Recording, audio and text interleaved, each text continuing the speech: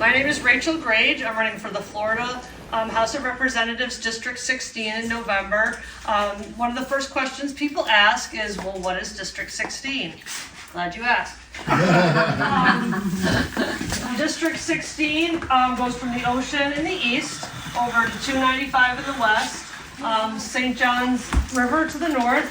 The St. Johns County line is here, and then there's a piece cut out where UNF and the Town Center Mall are. Unfortunately, I'm an 80s child, so I really always loved the mall. I wish it was in my district, but oh well. Thank you very much, Billy. Speaking of which, Billy has been just an incredible volunteer for the campaign, as has Lisa, my husband, Candace, Kathy, Jess, Philip, just so many great helpers right in the room here today, and truly couldn't do it without them. So a little bit about myself. I grew up on the southern shores of Lake Ontario in Oswego, New York, in a family dedicated to public service. My mother served as the executive assistant to our city mayor for 8 years, which gave me my first taste of local politics. But no less impactful was my father's career in the New York State Department of Environmental Conservation, which kind of laid the groundwork for my appreciation for preserving our natural resources and wildlife habitats. My education path took me to Tulane University in New Orleans, where I studied biomedical engineering and was a member of the University Dance Company. I combined these interests for my senior and master's thesis, and I studied the biomechanics of the dancer's foot while in point. After college, I worked at Louisiana State University in the biomechanics department, and I studied the effects of a custom orthotic on spastic tone in children with cerebral palsy due to birth trauma. I found myself next on a military adventure alongside my husband, who was serving as a medical officer in the United States Army. At that time, we were blessed with 4 children, and I was immersed in full-time motherhood and community engagement. I volunteered at my church. I taught religious ed. I was a La Leche League leader. I DJ'd school dances. I acted in local theater productions, served on theater boards of directors, and most relevant to my current endeavors, I served as board member and president of my 3,500 Home and Corporate Park Community Association. Flash forward to 2019, the children were launched, and my husband found his dream job here at the Mayo Clinic in Jacksonville. At that time, I found a renewed passion for grassroots activism through the Democratic Women's Club. Whoa. Yeah!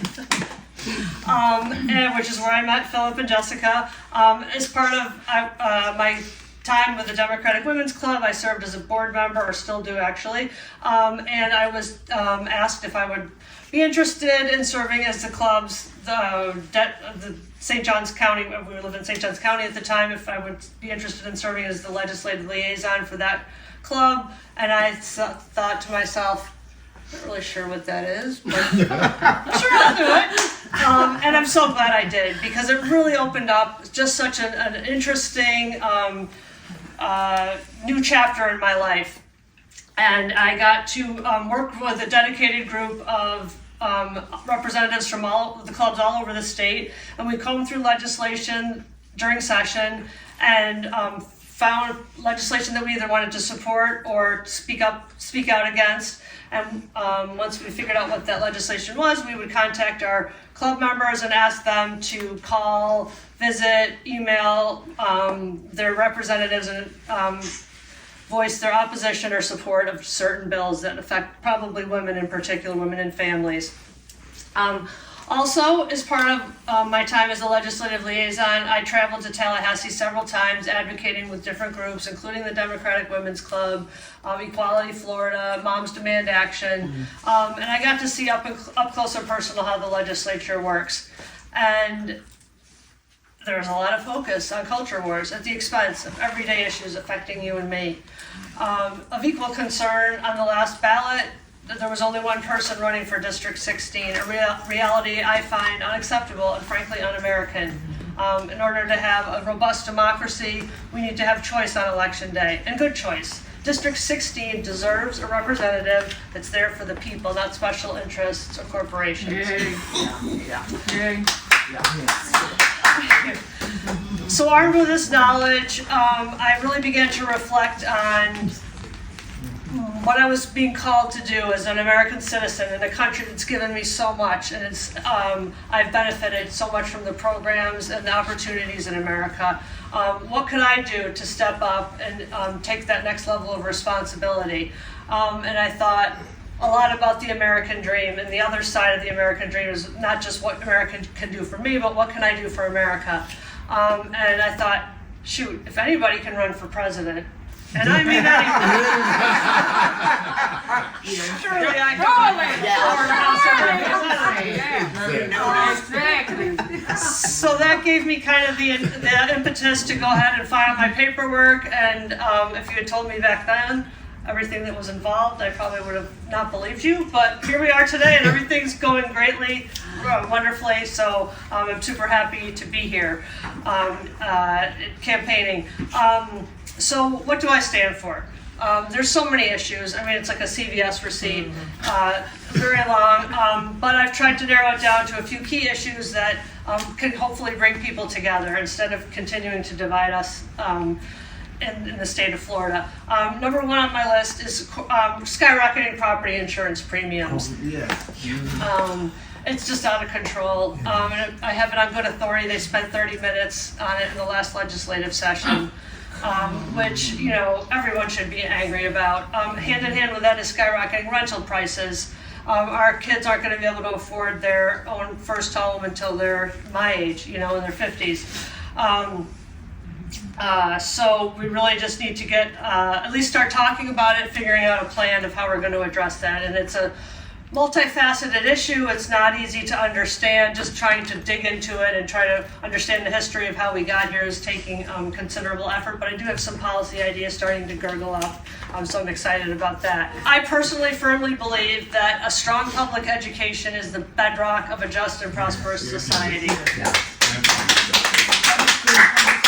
My kids, all four of my children went to public school through 12th grade. They were very fortunate to have a great experience, but we're seeing not everyone's having that anymore. I think we need to really work hard to pay our teachers well. They do an incredible, difficult, thankless job often. We need to make sure we have mental health services in schools to help teachers, to help everyone feel safe. And last but not least, we need to make sure we try to keep our local schools open. That's been eroded recently with funding being taken out of public schools. I think we need to address healthcare disparities. Healthcare shouldn't just be for the most prosperous in society, it should be there for everyone. And hand in hand with that is reestablishing reproductive rights. I am a Catholic, and I do, you know, I have had a lot of thought about that as a Catholic, but at the end of the day, there's too much nuance, there are too many exceptions for there to be blanket policies that 6 weeks or 12 weeks. We have to trust women and their healthcare providers to figure that out and make the best possible decisions, hopefully also families, but that's not always the case. Sometimes it literally is just a woman and her healthcare provider. So we want to make sure that we reinstate that. Finally, and certainly not the least, is keeping our planet healthy and safe. If we don't have a safe and healthy planet to live on, really nothing else matters. And I want to ensure sustainability, responsible development, and wildlife protection. In addition to, and we've seen it just recently in Georgia, our neighboring state, another horrible tragedy. We want to make sure that we get background checks, stronger background checks, safe storage laws, and red flag laws. There's you know, that seems a little more straightforward to me. There's no excuse for that. The other issues are complicated. This one is not. We can really do something about it. So why should you vote for me? Well, I'm going to be working for you. Well, I'm sorry, I'm going to be working for District 16 full time. But I really think it will benefit all of Florida. Sure, I'm going to have to focus on District 16, but so many policies really affect the whole state. And all the areas that I mentioned certainly will affect the whole state. So if you can get a good representative in, even a few seats, we could maybe start to move the needle a little bit. And I'm going to be listening to my constituents and the experts who study the issues and have the facts and data to back up what they're saying. I'm a scientist. I'm trained to see the world through that lens, and I think the best decisions are made with the best available information. I know they're going to be difficult decisions, but I'm ready to get in there and start doing that. Bless you. So it wasn't too long ago that we needed 1,260 signatures to get on the ballot, and there were times, I will admit, that I wasn't sure we were going to make it. I always knew we would. Exactly.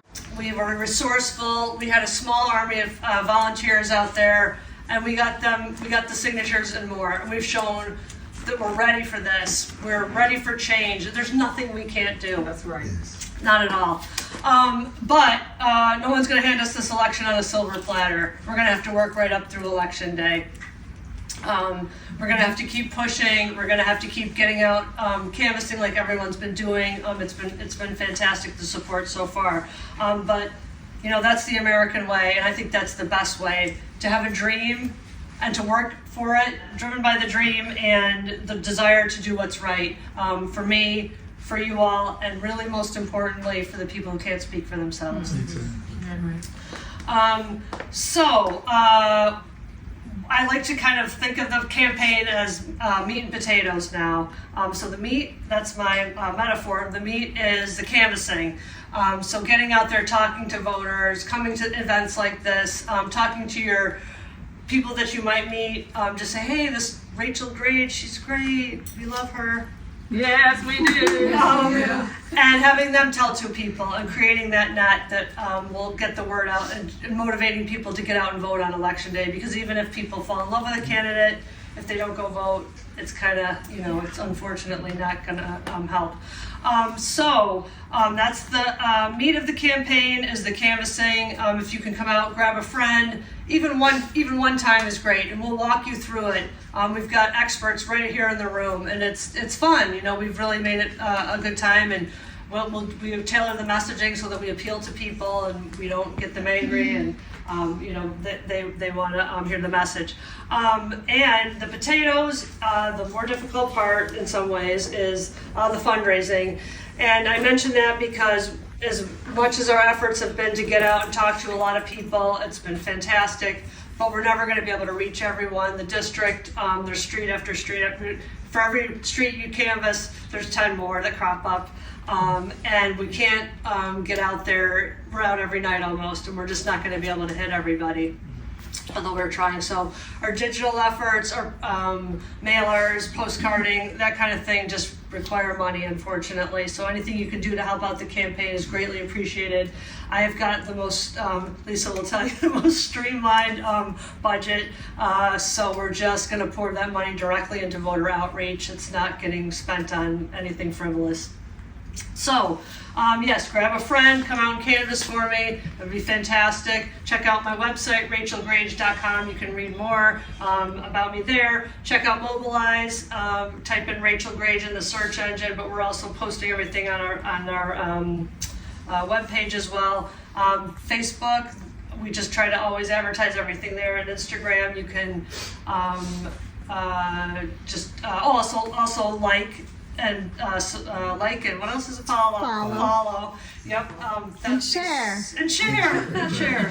That would be super helpful. So anything you could do in any of those fronts is really fantastic. But you've all been doing that, honestly. So thank you from the bottom of my heart. And I really think we've got a good chance. I don't think my opponent's out there doing much. So it's really, I think, I feel really good about it.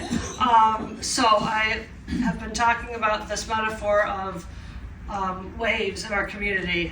So each of us in our own ways create ripples of change. We are talking to people, we're trying to get good energy out there, and we're seeing it while we're canvassing. There are a lot more people that are receptive to the message than we would ever have thought.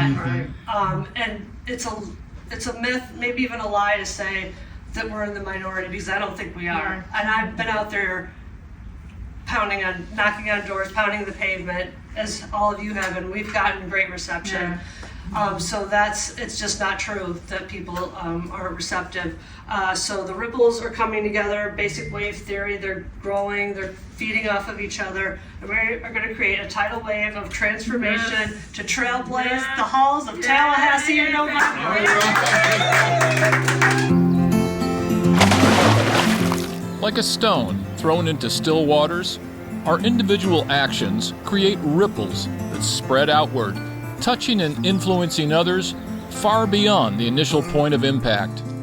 How does that apply to you? Well, when you educate yourself about our campaign and tell others about our cause, you create ripples. When you proudly wear our campaign t-shirt or put up a yard sign, you create ripples. When you volunteer for an hour a week or an hour a month, you create ripples.